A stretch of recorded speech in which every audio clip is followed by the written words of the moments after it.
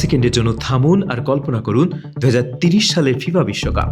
বিশ্বমঞ্চের লাখো দর্শকের মুখরিত গর্জনের ঠিক মাঝখানে দাঁড়িয়ে বুক চেতিয়ে আমাদের প্রিয় জাতীয় সঙ্গীত গাইছে বাংলাদেশের 11 জন লাল সবুজ প্রতিনিধি।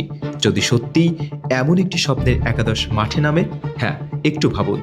গোলপোস্টের নিচে দেয়াল হয়ে দাঁড়িয়ে আছেন আমাদের বিশ্বস্ত বাজ পাখি আনিসুর রহমান জিকো।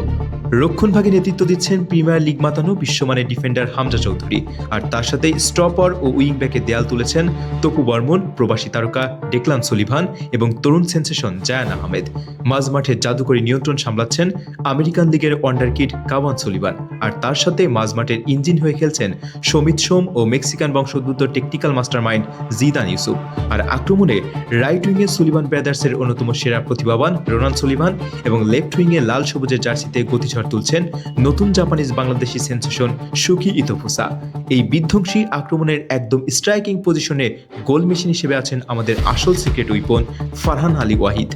সবচেয়ে আশ্চর্যজনক ব্যাপার হলো এই ফারহান আলী ওয়াহিদকে এখনো ভালো করে কেউ চেনেনি না, কিন্তু লিখে রাখুন, ভবিষ্যতে বিশ্ব ফুটবলে রাজ করবে এই ছেলেটা।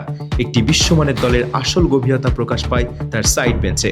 মূল একাদশের বাইরেও যে কোনো মুহূর্তে ম্যাচের ভাগ্য বদলে দিতে ডাগ আউটে প্রস্তুত থাকবেন ট্রেভার ইসলাম, ফাহমিদুল ইসলাম, জায়ান হাকিম এবং সামির মিয়ার মতো হাই কোয়ালিটি ফুটবলাররা।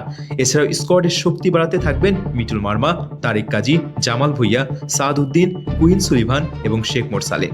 বাস্তবতা হলো এই বিশাল তালিকায় কাভান সুলিভান ছাড়া প্রায় সবাই কিন্তু এই মুহূর্তে বাংলাদেশের হয়ে খেলার যোগ্যতার একদম কাছাকাছি দাঁড়িয়ে। ফিফার নতুন 64 দলের মেগা বিশ্বকাপ ফরম্যাট এখন বাংলাদেশের জন্য স্রেফ একটি দূরবর্তী স্বপ্ন নয়, বরং এক বাস্তব সম্ভাবনা।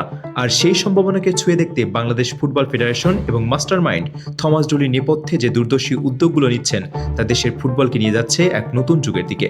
প্রবাসে থাকা বিশ্বমানের মেধা আর দেশীয় সেরা প্রতিবাদের একসুতোয় বেঁধে বাফুপে আর থমাস ডুলির এই ইতিবাচক উদ্যোগগুলো যদি সফল হয়, তবে ঘরোয়া ফুটবলের পুরনো সিন্ডিকেট ও প্রশাসনিক জটিলতাগুলোকে শক্ত হাতে রুখে দিয়ে এই গোল্ডেন জেনারেশনকে একসুতোয় বাধা অসম্ভব কিছু নয়।